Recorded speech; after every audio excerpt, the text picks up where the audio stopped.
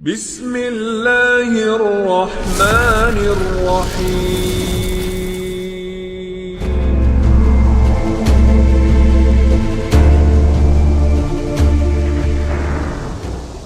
Ma'asyiral muslimin yang dimuliakan Allah Azza wa Jal, malam ini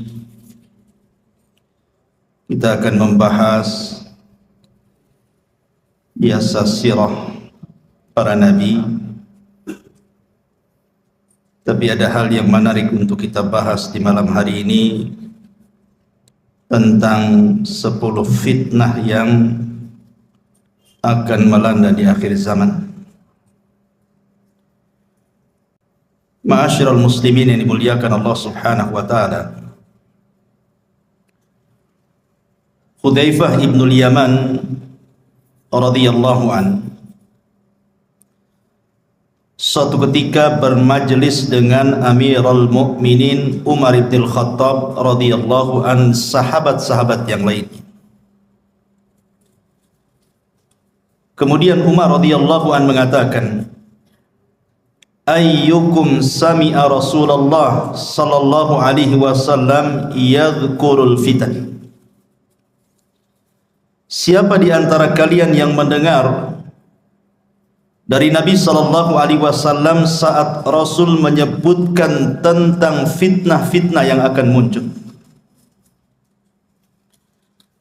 Faqala qaumun, maka sebagian para sahabat mengatakan, nahnu sami'na, ya kami mendengarnya. Faqala la'allakum ta'nuna fitnatar rajuli fi ahlihi wa jari. Maka Umar mengatakan, boleh jadi yang kalian sangkakan itu kalian mendengar soal fitnah seseorang, keluarga dan tetangganya. Maka sahabat yang lain mengatakan, ajal ya, tentu. Maka Umar mengatakan, tilka tukaffiruha as-salatu was-siyamu was-sadaqatu. Kalau hanya itu fitnah-fitnah yang kalian maksud, itu bisa dihapus dengan salat, puasa dan sedekah. Walakin, akan tetapi, kata Umar, yang aku tanyakan bukan itu. Ayyukum sami'an nabiyya sallallahu alaihi wasallam yadhkurul lati tamuju maujal bahri. Yang aku tanyakan adalah fitnah yang akan menghantam kalian seperti gelombang lautan yang akan menghempaskan kalian. Qala Hudzaifah, maka Hudzaifah berkata, fa askatal qaum, maka sahabat yang lain pun terdiam. Faqultu ana, kata Hudzaifah, aku tahu.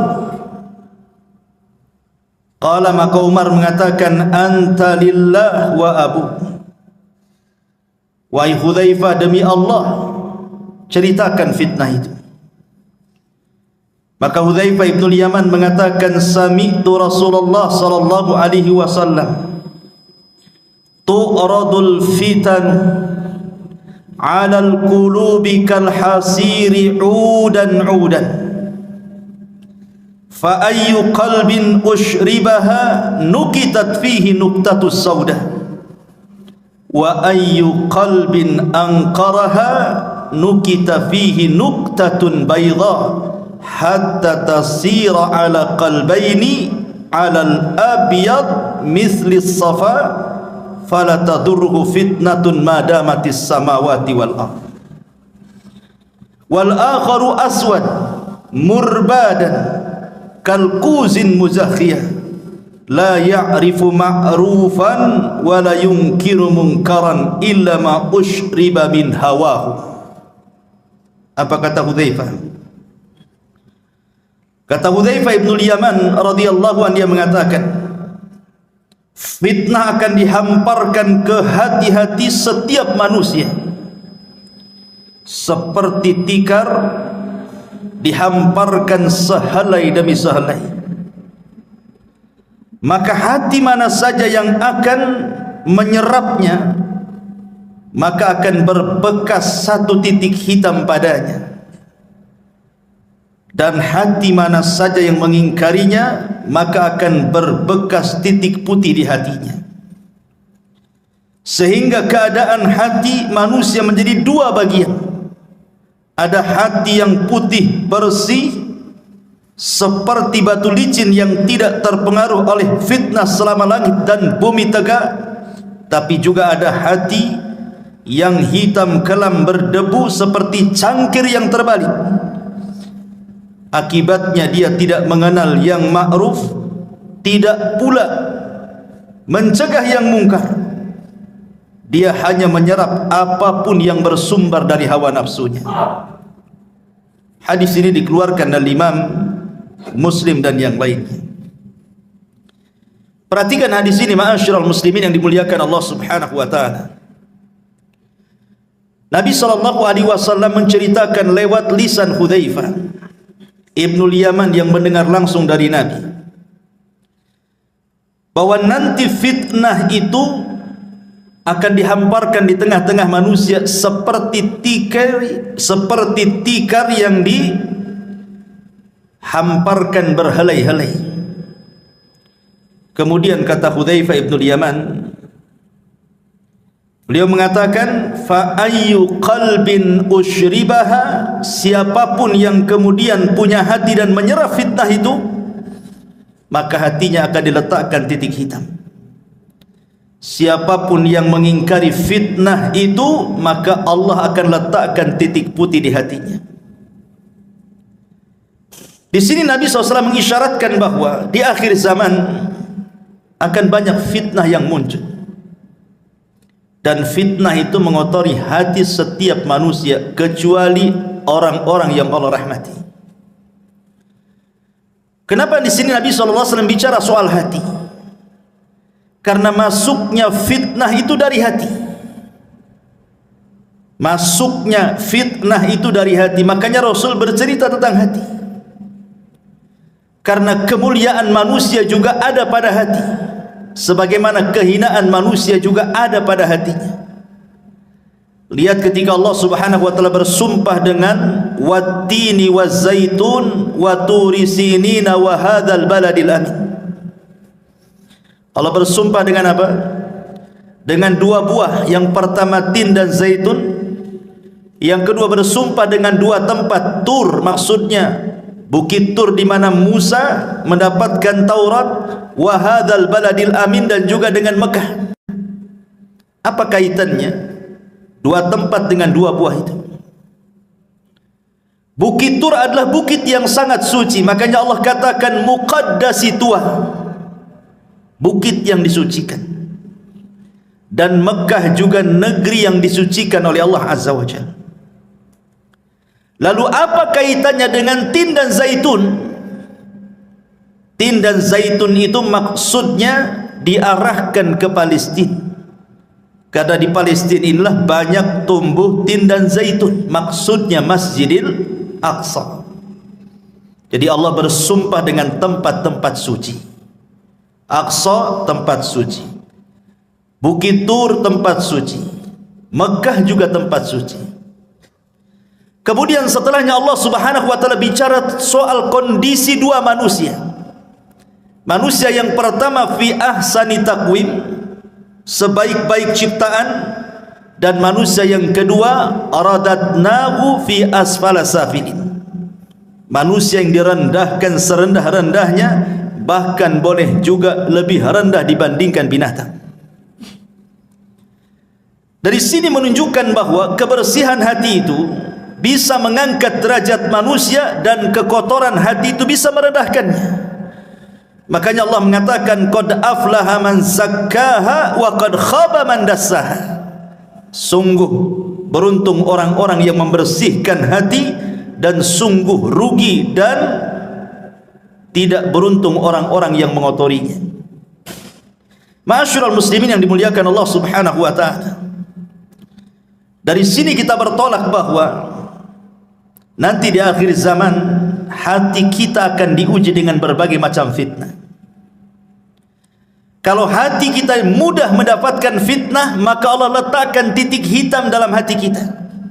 Ketika semakin banyak titik hitam itu, maka hati akan susah dapat hidayah. Makanya Rasul mengibaratkan kalkuzi muzahiyah, seperti cangkir yang terbalik. Anda tahu cangkir? Inilah cangkir. Ini cangkir. Kalau dibalik, maka tidak akan ada lubang di belakangnya. Walaupun kita isi air cangkir yang terbalik itu, air tidak akan pernah masuk ke dalam cangkir itu. Begitulah hati yang hitam, dimasuki hidayah dia tidak akan masuk. Dia tidak mengenal yang ma'ruf, mereka justru malah kenal dengan yang mungkar. Setiap yang disuruh oleh hawa nafsunya dia terima. Dari sini ma'asyiral muslimin yang dimuliakan Allah Azza wa Jalla, manusia akan diuji dengan berbagai macam fitnah. Maka malam ini kita akan bicara tentang 10 fitnah akhir zaman. Ma'asyiral muslimin yang dimuliakan Allah Azza wa Jalla, sebelumnya kita akan membahas satu hadis dari Abi Hurairah radhiyallahu anhu. Nabi sallallahu alaihi wasallam bersabda, "Badiru bil a'mali fitanan ka qita'il lailil mudlim. Yusbihu ar-rajulu fiha mu'minan wa yumsi kafira, wa yumsi mu'minan wa yusbihu kafira, yabi'u dinahu bi aradin minad dunya." Dari Abu Hurairah radhiyallahu anhu, Rasul bersabda, bersegeralah kalian memperbanyak amal saleh sebelum datang fitnah seperti penggalan gelap di malam hari. Di mana ada seseorang nanti di akhir zaman, paginya dia beriman, sorenya sudah kafir. Sorenya beriman, paginya pula dia kafir, karena menjual agamanya dengan kehinaan dunianya. Para ulama menyebutkan 3 faedah dari hadis ini. Pertama, hadis ini memberikan motivasi kepada kita agar bersegera untuk banyak-banyak beramal saleh sebelum datang waktu di mana kita tidak mampu beramal lagi. Di sini ada faedah agar kita segera beramal saleh sebelum datang waktu kita tidak bisa melakukannya. Makanya Nabi SAW dalam hadis yang lain mengatakan apa? Badiru bil a'mali sab'an. Bersegeralah kalian sebelum datang 7 perkara. Hal tantadiruna illa faqran munsiyah, au ghinan mutghiyah, au maradan mufsidah, au haraman mufannida, au mautan mujhiza, au dajjal fasyarru ghaibin yuntadhar, au sa'atu was-sa'atu adha wa amar. Kata Nabi sallallahu alaihi wasallam, beramallah kalian, bersegera beramal sebelum datang 7 perkara. Yang pertama, kefakiran yang melupakan, kefakiran yang menjadikan lupa kepada Allah karena sibuk mencari dunia, lupa pula dengan ibadah. Atau kalau dia selamat dari kefakiran, belum tentu selamat dari kekayaan yang melampaui batas, karena kekayaan itu bisa melupakan orang.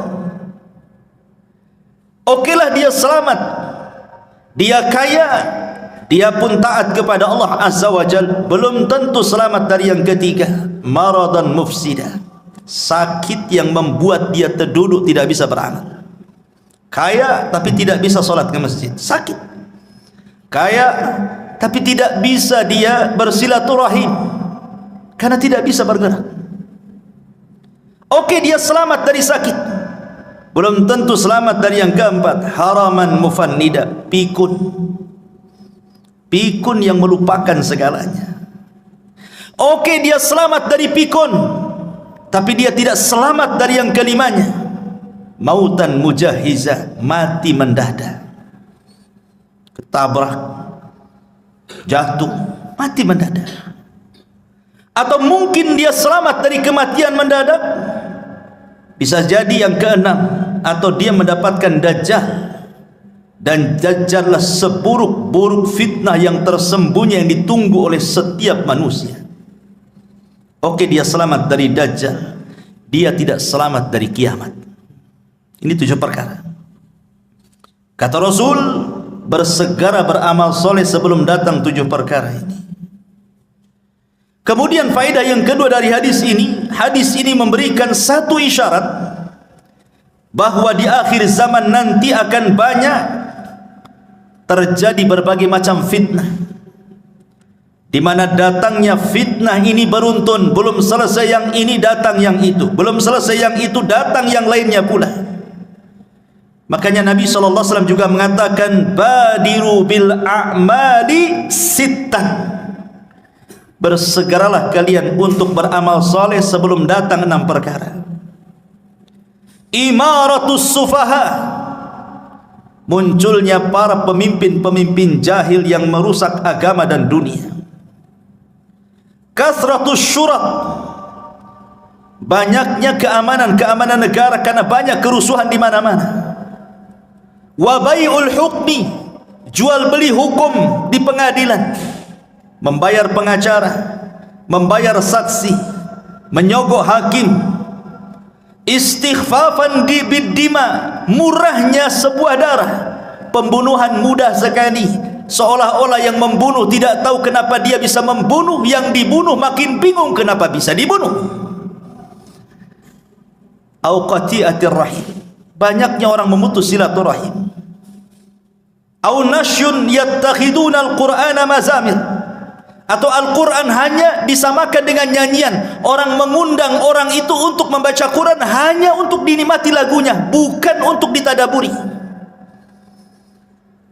Yuqaddimuna ahadahum liyughanniyahum wa in kana aqalluhum fikha, hanya diundang untuk mengaji, dinikmati lagunya walaupun dia tidak paham soal fikihnya.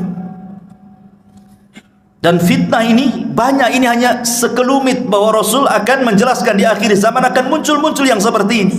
Ini belum selesai tumbuh yang itu yang selesai datang pula yang lainnya, dan begitu seterusnya. Dan yang ketiga, zaman kita ini ikhwan adalah zaman fitnah. Dan ujian serta manusia disibukkan dengan urusan dunia itu luar biasa. Dan ingat, kata Imam Ibnul Qayyim rahimahullah ta'ala mengatakan sumber fitnah itu 2, syahwat dan syubhat. Dan itu berasal dari 4 perkara: iblis, dunia, pemikiran sesat, dan hawa nafsu. Inilah yang kita akan bahas. 10 fitnah ini bersumber dari 4 perkara, yang dikerucutkan lagi bersumber dari 2 perkara, syubhat dan syahwat. Ma'asyiral muslimin yang dimuliakan Allah Subhanahu wa ta'ala, yang pertama, fitnatul mal, fitnah harta. Mengumpulkan harta ikhwan tidak tercela.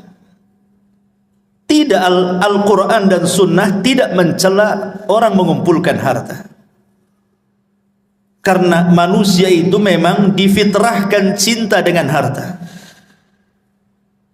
Allah mengatakan, wal 'adiyati dhabha fal muriyati qadha fal mughirati subha fa atharna bihi naq'an fa wasatna bihi jam'an innal insana li rabbih lakanud wa innahu li hubbil khairi lasyadid. Manusia itu cinta kepada harta luar biasa. Artinya setiap manusia difitrahkan cinta harta. Tidak ada manusia yang tidak cinta harta. Dusta kalau ada orang enggak cinta harta itu. Semua orang cinta harta. Tetapi ma'asyiral muslimin, walaupun mengumpulkan harta tidak tercela secara mutlak, akan tetapi perlu diingat bahwa di dunia ini bukan tempat kita tinggal. Artinya kalau ada orang dari muda sampai tua hartanya banyak, sampai mampu kembali apa saja yang ia kehendaki, tetap saja dunia itu pendek bagi dia. Ada masanya dia meninggalkan harta itu. Makanya Abdullah ibn Abbas radhiyallahu anhuma mengatakan, "Lau anna libni Adam wadiyan min dhahabin ahabbu an yakuna lahu wadiyani walan yamla'u fahu illa turab wa yatubu Allahu ala man tab. Kalaulah anak Adam ini meminta satu lembah emas dan Allah berikan, pasti dia berkehendak untuk mendapatkan lembah-lembah emas yang lainnya. Itulah fitrah manusia. Ada orang yang berkeinginan, saya kalau sudah punya rumah, punya kendaraan, punya ini, punya itu, sudahlah, saya akan tenang-tenang, saya akan menikmati. Rupanya tidak juga. Setelah keinginannya tercapai, rupanya makin gila lagi keinginannya. Begitulah harta, ikhwatu fiddin, muliakan Allah subhanahu wa ta'ala, menjadi fitnah. Fitnah bagi pemiliknya. Ma'asyiral muslimin yang dimuliakan Allah azza wa jalla, dari segi mana fitnahnya harta itu? Begini ikhwan, kenapa harta menjadi fitnah itu? Kalau orang terus mencari harta, keinginannya tercapai, rumah sudah kebeli, kendaraan sudah kebeli, dia pun mampu membuat usaha, hartanya banyak. Terkadang manusia takut kalau seandainya kekayaannya hilang. Ketika ada kekhawatiran hilang hartanya, inilah kemudian dia berubah menjadi jahat. Makanya Allah subhanahu wa ta'ala mengatakan, wa minhum man ahadallah la in atana min fadli lanasaddaqanna wa lanakunanna minas salihin falamma atahum min fadlihi bakhilu bihi wa tawallaw wa hum mu'ridun. At-Taubah 75-76. Ada di antara manusia yang berjanji kepada Allah subhanahu wa ta'ala, kalau Allah memberikan kepadaku harta yang banyak, aku akan sedekah, aku akan menjadi orang baik. Ketika Allah berikan betul-betul harta itu, apa yang terjadi? Bakhilu bihi, dia pun menjadi orang yang paling bakhil. Kemudian watawallaw wa hum mu'ridun, dia pun berpaling dan tidak mau dekat dengan Allah subhanahu wa ta'ala. Disitulah letak fitnahnya. Orang kalau sudah kemudian punya harta, takut pula dia kehilangan harta. Karena dia takut kehilangan harta, bukan dia yang kuasai harta, harta pula menguasai dia. Disitulah bahayanya. Makanya ketika Allah subhanahu wa ta'ala menguji kita dengan zakat dan sedekah, perhatikan, terkadang kita harus memberi zakat dan sedekah kita ini kepada orang yang tidak ada kait mengait dengan usaha kita. Orang yang kita kasih itu terkadang dia tidak membantu usaha kita, bahkan mungkin gak kenal kita dengan dia, tapi kita dituntut memberinya, padahal dia tidak punya andil dengan kekayaan kita. Itu ujian harta namanya. Bisa kita memberi kepada orang yang tidak kenal dengan kita. Lain kalau seandainya kita memberi pekerja dalam usaha kita, wajar karena dia andil dalam usaha kita. Ini orang nggak pernah kerja sama kita, nggak pernah memberi modal sama kita, kenal pun tidak, tahu-tahu menjulurkan tangannya minta sedekah dari kita. Di sini diuji oleh Allah, mau memberi atau tidak. Disinilah fitnah harta itu muncul. Makanya Qarun adalah orang yang paling dekat dengan Nabi Musa, ahli dan pakar Taurat. Ketika membaca Taurat paling indah suaranya, orang suka dengan Qarun. Itu lagi miskin-miskinnya. Setelah dibentangkan kekayaan kepada Qarun, mulailah dia jahat. Kalla innal insana la yatgha an ra'ahu istaghna. Sekali-kali jangan begitu. Terkadang ketika Allah bentangkan kehidupan dunia, melampaui batas pula anda. Ketika Nabi Musa disyariatkan zakat, kemudian menyuruh orang untuk mengambil zakat dari Qarun, apa kata Qarun? Innama utituhu ala ilmin indi. Enak saja kau datang ngambil zakat dariku, sementara kekayaanku ini hasil jerih payahku. Lelah letih aku mencarinya. Qarun menjadi bakhil. Ma'asyiral muslimin yang dimuliakan Allah azza wa jalla, inilah fitnah harta yang sangat bahaya. Makanya Rasul mengatakan, likulli ummatin fitnah wa fitnatu ummatil mal. Setiap umat itu ada fitnahnya, dan fitnah umatku adalah harta, kata Nabi sallallahu alaihi wasallam. Ma'asyiral muslimin yang dimuliakan Allah subhanahu wa ta'ala, apalagi kalau kita lihat di zaman sekarang ini, zaman globalisasi, zaman di mana orang mampu mengakses yang jauh menjadi dekat. Tontonan setiap hari kita bisa lihat di televisi, YouTube dan semua media-media massa. Lihat yang dipertontonkan di hadapan kita. Terkadang sinetron-sinetron, film-film, semua bicara kemegahan. Konten-konten YouTube hanya bicara soal rumah megah, kendaraan megah, tanah luas, macam-macam. Sementara yang nonton itu orang-orang miskin, orang-orang susah. Kebayang dia kepengen seperti itu. Tengok tetangga rumahnya makin besar, kebayang kapan saya seperti dia. Akhirnya ketika itu bayangannya lupa dengan yang di atas, karena dia ingin mengejar hayalannya. Di situ fitnahnya. Ma'asyiral muslimin yang dimuliakan Allah Subhanahu wa taala. Padahal kalau kita melihat hakikat harta, kata ulama, at-tajmi' wa tafriq. Harta itu sebenarnya hanya dikumpul-kumpul, habis itu ditinggal. Coba lihat orang-orang yang kaya miliarder itu, triliunan uangnya itu, kekayaannya masih numpuk di atas bumi, dia pula sudah pulang ke bawah bumi. Siapa yang menikmati itu? Dia lelah mencari harta, lelah berkeringat dari muda sampai tua jadi orang kaya. Habis itu terkena penyakit, mati. Dia belum sempat menikmati kekayaannya. Siapa yang menikmati? Ahli warisnya. Terkadang ahli warisnya tidak bersyukur dengan kekayaan ditinggalkan orang tuanya. Tidak ada pun dia bersedekah untuk orang tua yang sudah mewariskan hartanya, kan? Itulah fitnah harta di sini. Tajmi wa tafrid. Ini yang pertama. Yang kedua, fitnatul jah. Fitnah kedudukan, fitnah kekuasaan, fitnah kepemimpinan, fitnah ingin terkenal, dihargai orang, disambut orang, ingin dipuji orang, ingin disanjung orang, takut kehilangan kekuasaannya, takut ditinggalkan orang, takut tidak dihargai lagi. Akhirnya apa yang terjadi? Dia pun tagha, persis seperti Firaun, tagha melampaui batas. Karena memang tabiat fitnatul jah ini, ikhwan, fitnah kekuasaan ini identik dengan fitnah keserakahan.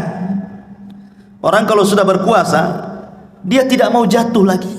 Karena sudah enak duduk di kursi, tak mungkin dia pula duduk di lantai. Sehingga dengan daya upaya dia akan mempertahankan itu. Lalu fitnahnya di mana?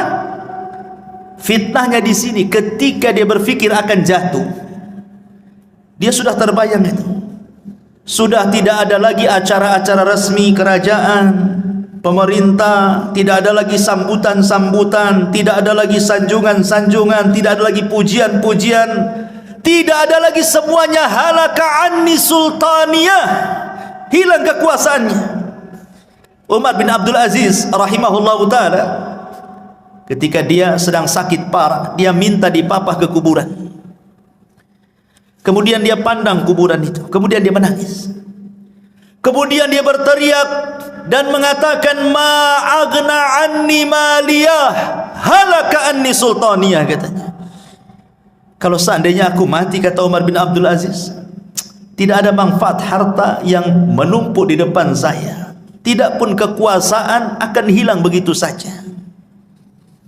Belum mati nih, orang yang jatuh dari kekuasaan itu sudah stres dulu deh, karena sudah tidak ada lagi yang menghargai dia. Apalagi tabiat orang yang berkuasa itu, kalau sudah naik rezim yang lain, dia akan menjatuhkan rezim sebelumnya, dan begitu seterusnya itu. Dari zaman ke zaman seperti itu. Sehingga fitnahnya di sini. Akhirnya kemudian menghalalkan segala cara, yang penting naik ke sana, mau sikut kiri sikut kanan, mau menzalimi orang, mengambil hak orang, enggak peduli dia. Yang penting aman kedudukannya. Ini fitnah, ini luar biasa. Makanya Nabi SAW sampai mengatakan, ma dhi'bani ja'i'ani ursila fi ghanamin bi afsadalaha min hirsil mali alal min hirsil mar'i alal mali wasyarafi lidini. Kalau seandainya ada dua serigala yang dua-duanya lapar, kata Rasul. Ini serigala belum makan 1 minggu, lapar. Di depannya ada kambing. Tentu serigala ini akan mencabik-cabik kambing itu sampai kenyang, sampai robek, sampai rusak. Kata Rasul, kondisi kambing yang rusak dicabik dua serigala lapar itu tidaklah sebanding kerusakannya dibandingkan orang yang semangat mengejar harta dan kedudukan. Karena kalau dua serigala ini hanya memakan satu kambing sudah kenyang, selesai. Tapi orang yang mengejar kedudukan, dia akan korbankan banyak orang. Dia akan korbankan, dia harus berdusta di situ. Terkadang harus mendolimi, terkadang harus menyakiti, tak jarang membunuh, naudzubillah. Makanya di sini kemudian Rasul mengatakan, rusaknya kambing yang diterkam serigala tidak seberapa tuh dibandingkan kerusakan orang-orang yang mengejar kedudukan. Naudzubillah. Kemudian yang ketiga, fitnatuz zaujati wa fitnatul aulad. Fitnah pasangan hidup dan juga anak-anak. Di zaman Nabi SAW ada seorang sahabat yang ketika hendak hijrah ke Mekah, ke Madinah dari Mekah, dilarang sama istri dan anak-anaknya. Tidak boleh hijrah, masa kita akan tinggalkan tempat kelahiran kita. Akhirnya sahabat ini tak jadi hijrah karena dihalangi oleh keluarganya, digandoli oleh istri dan anak-anaknya. Tidak usahlah ikut-ikut hijrah ke Madinah itu, kita sudah enak hidup di Mekah, kalau kita ke Madinah mau tinggal di mana, bla bla bla bla, macam-macam mengeluh keluarganya. Tak jadi dia hijrah. Sudah bertahun-tahun, akhirnya adalah kesempatan dia menyadarkan istrinya. Mau pula istri dan anaknya hijrah. Sampai di kota Madinah, dia merasa cemburu dengan kawan-kawannya yang dari awal sudah hijrah duluan. Mereka sudah menjadi alim ulama karena sudah bertahun-tahun belajar dengan Nabi SAW. Sebagian mereka sudah sukses dari segi dunia seperti Abdurrahman bin Auf, Utsman bin Affan, Abu Bakar dan yang lainnya. Dan mereka bertahun-tahun dekat dengan Nabi SAW. Menyesalah dia, kenapa dia kemudian tidak hijrah bersama para sahabat sebelumnya. Coba kalau seandainya dia hijrah bersama para sahabat di awal hijrah, tentu aku pun meraih seperti yang apa yang mereka raih, katanya. Marah sama anak dan istrinya, gara-gara engkau mungkin bahasa kitanya. Coba kalau dulu kalian tidak melarang saya hijrah, tentu aku tidak seperti ini, katanya. Ketika itu turun ayat surah At-Taghabun ayat 14 kepada sahabat ini. Ya ayyuhalladzina amanu inna min azwajikum wa auladikum aduwwan lakum fahdharuhum. Hai orang-orang yang beriman, sesungguhnya istri-istri kalian, anak-anak kalian terkadang menjadi musuh kalian. Fahdharu, hati-hati. Ya, sahabat ini tidak jadi hijrah gara-gara apa? Digandoli anak istrinya, kan? Jadi musuh. Baik musuh secara ideologi atau musuh secara fisik. Musuh secara ideologi boleh jadi mungkin suaminya mau sedekah, ditahan sama istrinya. Bang, janganlah sedekah, beli mobil, beli ini, beli itu. Tak jadi dia. Anaknya kepengen ini, kepengen itu, tak jadi dia. Terkadang kebutuhan keluarga sudah dicukupi sebenarnya, bahkan lebih dari kecukupannya. Terkadang istri melarang kita untuk menginfakkan harta kita, padahal kita yang cari. Terkadang anak-anak juga demikian. Itu secara ideologi itu. Secara fisik ya sudah, na'udzubillah, banyak kita lihat di YouTube ada anak membunuh orang tuanya. Entah apa salah orang tuanya, kenapa sampai dibunuhnya. Akhirnya ketika sahabat ini mau marah kepada keluarganya ini, maka Allah Subhanahu wa taala katakan, wa in ta'fu wa tasfahu wa taghfiru fa innallaha ghafurun. Kalau engkau maafkan anak istrimu, kau berlapang dada, kau ampunilah kesalahan mereka, Allah zat yang maha pengampun lagi maha pengasih. Akhirnya dimaafkan. Ya sudahlah, sudah kadong, begitu bahasa kitanya. Lihat, karena begini ikhwan, fitnah istri dan anak-anak itu. Terkadang kita ini mencintai Allah dan Rasulnya.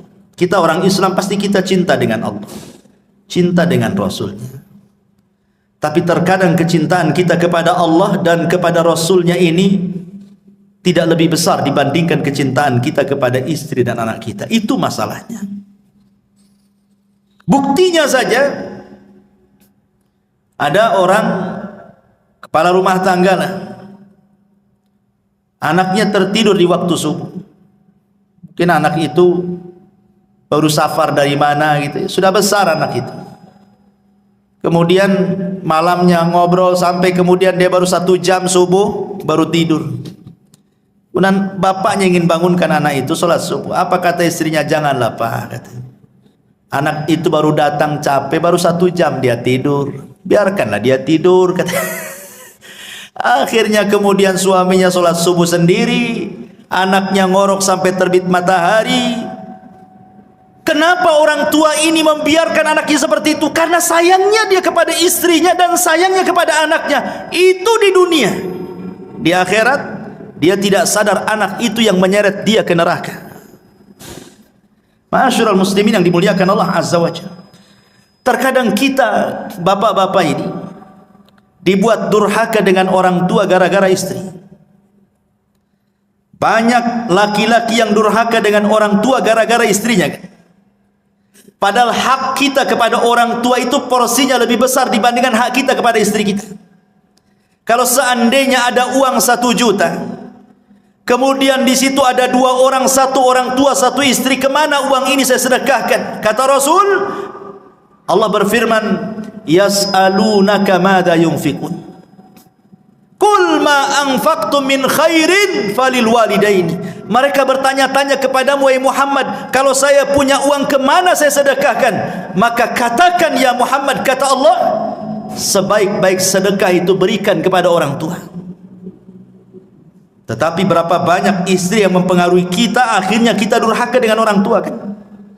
Sampai ada seseorang itu curhat dengan saya, menangis nih seorang suami, karena dia lelah bekerja, dia harus sembunyi-sembunyi loh itu nyisipkan uang gajinya, karena setiap gajian langsung disambar istrinya. Jadi sisihkan sedikit-sedikit hanya untuk mengirim orang tuanya. Nangis dia. Kenapa harus izin sama istrinya? Dia yang cari kerja. Tidak boleh seorang suami seperti itu, dan tidak pun layak istri seperti itu. Masa kemudian suami disudurhaka dengan orang tuanya? Itulah kadang-kadang fitnah istri seperti itu kan. Atau lebih daripada itu, dibuatnya kita ini memutus silaturahim dengan kerabat. Setiap mau ngirim, mau ngasih bantuan, istri pula tak boleh kan. Akhirnya terputuslah silaturahim. Naudzubillah. Terkadang juga bisa bertengkar dengan tetangga loh gara-gara istri dan anak-anak kan Pak ya. Padahal yang salah anak kita sebenarnya. Kalau kita mau meneliti kasusnya, yang salah itu anak. Tapi kita kadang orang tua terpengaruh dengan sayangnya kepada anak, dilabraknya tetangga. Anaknya sudah akur salaman dengan sesama anaknya, kita pula 7 turunan dendamnya tak habis-habis. Ya kan? Fitnah. Ya. Ma'asyiral muslimin yang dimuliakan Allah Subhanahu wa taala. Ini fitnah keluarga. Kemudian yang tak kalah parahnya lagi ada namanya fitnatun nisa. Ini yang keempat. Fitnah perempuan. Nabi SAW bersabda dalam hadis Muslim dan juga dikeluarkan Imam Bukhari, "Ma taraktu ba'di fitnatan adarru 'ala rijali minan nisa." Tidak ada yang aku tinggalkan setelahku fitnah yang lebih besar dibandingkan fitnah wanita. Kita lihat Adam dicipta dari apa? Dari tanah. Kalau Hawa dicipta dari siapa? Dari tulang rusuk Adam. Ahli tafsir mengatakan saat Adam tertidur diambil tulang rusuk yang paling bengkok, yang paling atas, yang dekat dengan jantung, diambil kemudian diciptakan Hawa. Kenapa saat tidur Adam diambil tulang rusuknya? Supaya Adam tidak benci dengan istrinya. Makanya saat tertidur diambil dan tidak terasa. Pas bangun nampak pula Hawa sudah di depan dia. Artinya tabiat laki-laki karena terbuat dari tanah, makanya dia bergelut dengan tanah kan. Antum yang bangun rumah, bangun ini, bangun itu untuk istri kan. Dari tanah. Rumah antum dari apa? Dari tanah lah. Dari pasir, dari apa-apa, semua dari tanah. Karena kita laki-laki tercipta dari tanah kan. Makanya kita bangun rumah. Karena istri tercipta dari tulang rusuk yang dekat dengan jantung, makanya fungsi istri itu menenangkan. Itu kalau yang berakal. Dapat pula istri yang tak berakal, habis lantung. Karena dia dekat jantung kan, diciptakan dari tulang rusuk yang paling bengkok, makanya dia dekat jantung untuk memberikan motivasi kepada suaminya. Tapi ternyata banyak pula kemudian wanita-wanita itu yang tidak bersyukur dengan suaminya. Ini masih mencakup fitnah wanita tapi masih istrinya. Masih istri kita maksudnya. Begini, kawan. Istri itu diciptakan untuk kita itu dalam rangka perhiasan. Jadi wanita itu sebenarnya perhiasan bagi laki-laki. Makanya ketika Nabi SAW mengatakan sebaik-baik perhiasan itu adalah istri yang soleha kan gitu. Karena wanita itu perhiasan bagi laki-laki. Laki-laki lebih suka memandang perempuan dibandingkan barang-barang antik lainnya. Ya kan? Antum lebih suka memandang perempuan dibandingkan celana bagus, tas bagus. Walaupun bermerek itu nggak tertarik. Coba dipajangkan satu perempuan yang cantik, nggak berkedip antum. Kalau sama celana berkedip-kedip lah. Ya. Karena memang wanita diciptakan jadi perhiasan bagi laki-laki. Makanya kenapa kenikmatan laki-laki itu lebih banyak dikasih perempuan di sorga. Karena memang difitrahkan laki-laki itu hanya suka perempuan. Kalau yang lain bosan, kalau perempuan nggak akan bosan. Berbeda dengan perempuan. Perempuan itu bukan satu-satunya kenikmatan laki-laki. Ya, dia juga difitrahkan cinta dengan kita. Tapi kecintaannya bercabang. Ia cinta dengan suami, ia cinta dengan perhiasan, ia cinta dengan baju, dengan pakaian, dengan macam-macam. Makanya kenikmatan di sorga pun bercabang-cabang dia. Dia tidak dikasih bidadara banyak-banyak, satu aja suaminya. Karena di dunia saja perempuan itu dia tidak begitu suka dengan laki-laki. Ya suka kadang, tapi juga ada yang lain yang disukai dia. Makanya lihat perempuan itu kalau antum kasih hadiah baju senang luar biasa kan. Kalau antum dikasih hadiah sama istri kaos nggak senang, biasa-biasa saja kan. Nggak ada surprise-nya sama sekali. Karena hari-hari juga kita pakai kaos kadang seminggu sekali baru ganti. Kalau perempuan kan dikit-dikit ganti, dikit-dikit ganti. Ada pakaian dapur, beda dengan pakaian keluar, beda dengan pakaian kearisan, beda dengan pakaian ke pasar, dan begitu seterusnya kan. Laki-laki mana peduli, mau ke undangan ya itu, mau sholat ya itu, mau tidur ya itu gitu. Gak peduli dia. Ma'asyiral muslimin yang dimuliakan Allah Azza wa Jalla, masalahnya ikhwan, di mana letak fitnah nih perempuan? Yang dimaksud dalam hadis ini, maksudnya di sini bukan istri kita, tapi perempuan yang tidak ada kait mengait dengan kita. Karena begini, ada satu kisah, ini sering saya ceritakan, tapi di sini belum. Abu Abdillah Al-Laghawi rahimahullahu ta'ala, seorang ulama salaf. Abu Abdillah Al-Laghawi rahimahullahu ta'ala bercerita, di zamannya ada anak muda.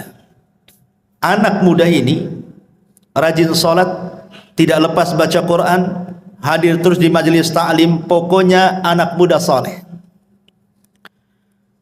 Dia berjalan melewati satu gereja. Rupanya di dalam gereja itu ada seorang wanita biarawati yang sangat cantik sekali. Entah kenapa pandangannya tertuju kepada wanita itu. Gitulah bapak-bapak.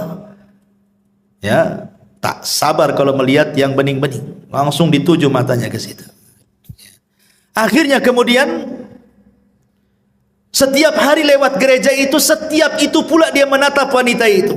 Setan masuk, panah cinta masuk ke yang perempuan dan masuk pula ke yang laki-laki. Akhirnya mulai saling mengirim surat karena tidak berani dia mendekat gereja. Surat dibalas surat, perjanjian dibalas janji, ketemu dibalas ketemu, akhirnya ngobrol, jatuh cinta, kemudian kepengen menikah. Cintanya kuat luar biasa.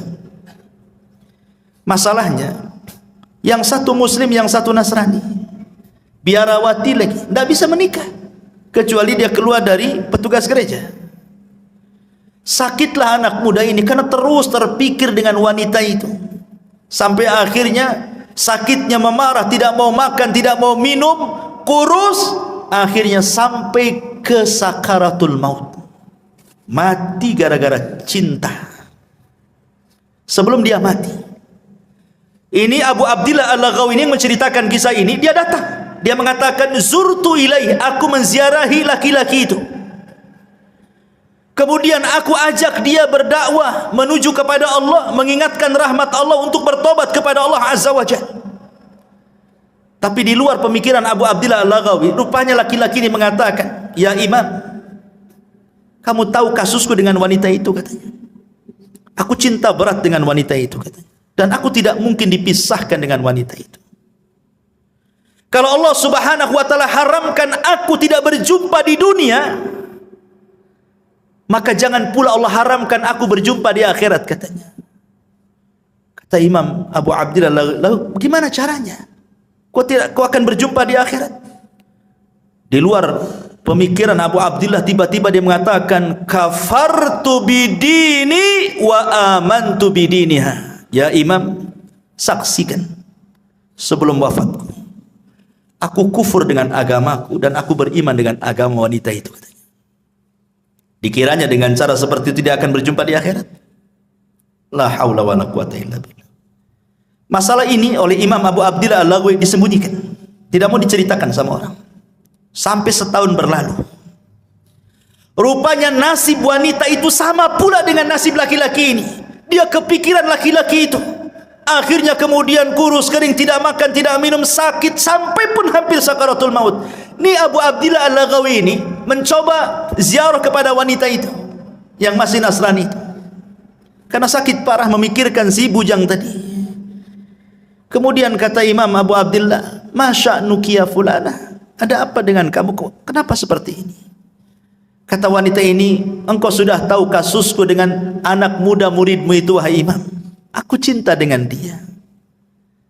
Janganlah Allah Subhanahu wa ta'ala pisahkan aku di akhirat. Sudahlah Allah pisahkan aku di dunia, jangan pula Allah pisahkan aku di akhirat. Kata Imam Al-Laghawi, lalu bagaimana caranya? Amantu bidinihi wa kafartu bidini. Aku beriman dengan agama dia dan aku kufur dengan agamaku.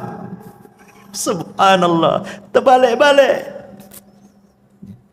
Lihat, dia sudah Allah pisahkan di dunia, Allah pisahkan pula di akhirat. Nggak ketemu tuh. Di dunia sudah dipisahkan, di akhirat pun dipisahkan. Kenapa? Yang satu mukmin, yang satu kafir, kan gitu ya. Begitulah takdir, ikhwan. Istidraj syaitan namanya. Hati-hati. Ya. Makanya dulu saya punya tetangga, kan pernah cerita di sini. Saya masih tinggal di Batam Center itu. Kasusnya kurang lebih dengan kasusnya yang diceritakan Abu Abdillah Al-Laghawi ini. Tetangga, depan-depanan rumahnya. Dia seorang wanita muslimah menikah dengan laki-laki Nasrani karena kaya. Akhirnya dia masuk Nasrani wanita ini, sampai punya anak banyak. Walaupun nasihati sama istri juga tak dengar juga. Qadarullah pula, suaminya ini ada hubungan dengan perempuan yang ketiga, dan yang ketiga ini wanita muslimah. Ketahuan, cekcok, cerai. Akhirnya si laki-laki ini menikah dengan wanita muslimah, tapi syaratnya dia harus mu'alaf.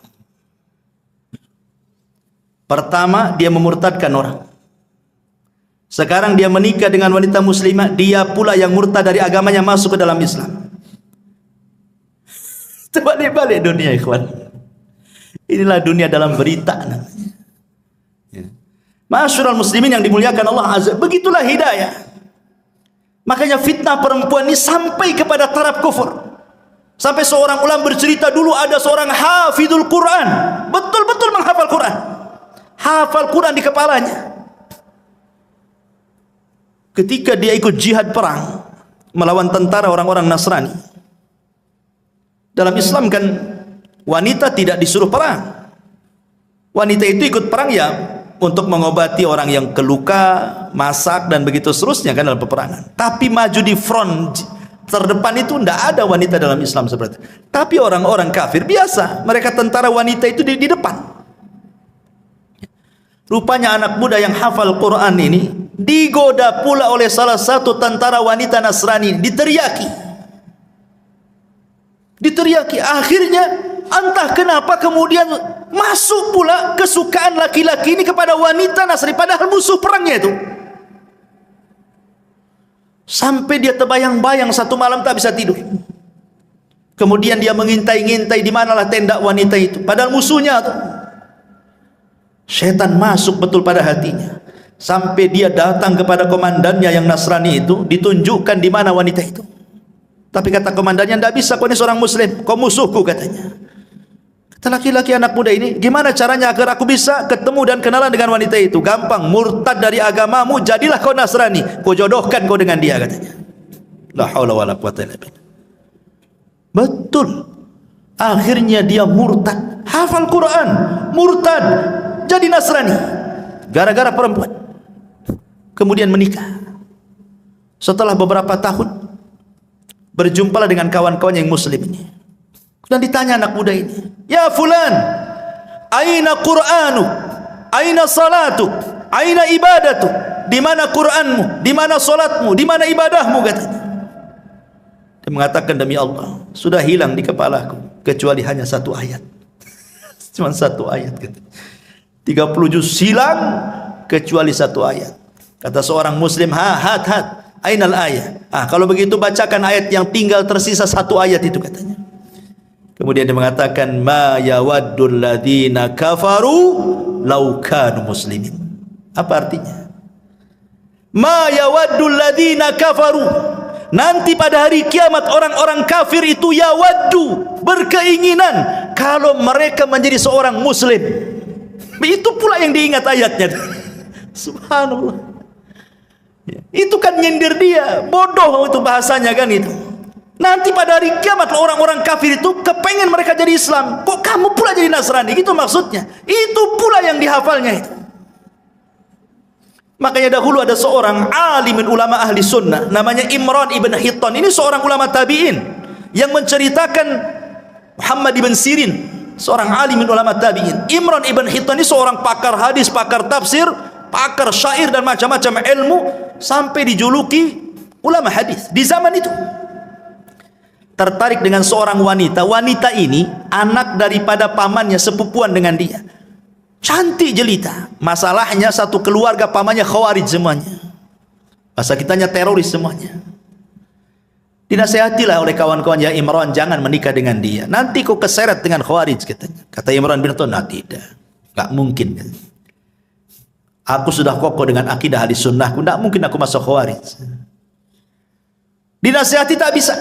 Nikah pula dia betul-betul melamar wanita anak pamannya. Subhanallah, dengan seiringnya waktu tahun berlalu, rupanya dia terpengaruh dengan khawarij. Jadilah tokoh khawarij dia.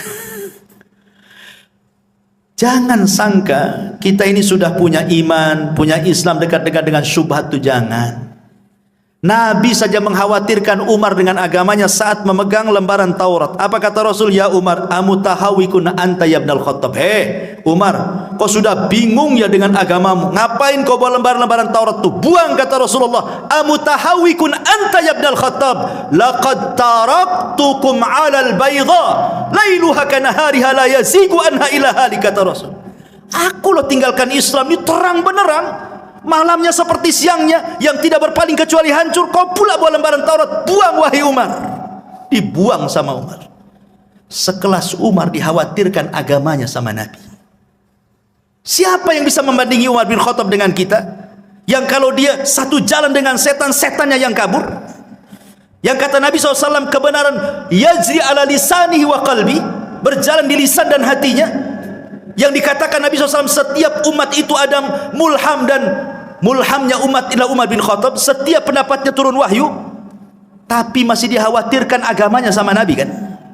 Jangan macam-macam dengan syubhat dan syahwat itu. Ma'asyiral muslimin yang dimuliakan Allah Azza wa Jalla, ini fitnah yang keempat, fitnah an-nisa. Fitnah yang kelima, fitnatul at-tughyan wa dhulmi. Fitnah banyaknya kezaliman, banyaknya keangkara-murkaan yang timbul dari kebijakan pemerintah yang zalim. Kita bisa rasakan bagaimana ketika ada kebijakan-kebijakan yang tidak pro rakyat kan. Pamannya ini naik, itu naik, ini naik, itu naik, semua rakyat menjerit kan. Itu fitnah, bagian daripada fitnah. Tetapi walaupun demikian, kata Nabi SAW, isbiru, sabar. Sabar, kata Rasul. Selama para pemimpin itu masih sholat, masih menampakkan Islamnya, sabar. Kecuali mereka sudah kufrun bawahan indakum minallahi burhan, kata Rasul. Kalau dia sudah kufur dan ada bukti kekufurannya, boleh kita berontak. Tapi kalau dia masih nampak sholat, pakaiannya juga masih Islam, masih pakai peci, masih nampak sholat di masjid, kita sabar. Kita doakan mudah-mudahan semakin baik, semakin baik, semakin baik. Karena ini fitnah masalahnya. Karena dampaknya kebijakan-kebijakan itu ke ekonomi. Ekonomi dampaknya kepada kefakiran. Kefakiran dampaknya kekufuran, kejahatan. Lihat salah satu dampak kenapa orang jadi teroris, salah satunya faktor ekonomi. Orang berpindah agama, salah satunya faktor ekonomi. Orang bisa jahat jadi merampok, membunuh gara-gara ekonomi. Ya kan? Fitnah. Ya, makanya kita bersabar kepada Allah Azza wa Jalla, terus bersabar. Minta kepada Allah Subhanahu wa taala supaya diperbaiki semuanya. Karena mencaci itu tidak solusi masalahnya. Ini juga fitnah dan itu akan muncul dan akan terus muncul.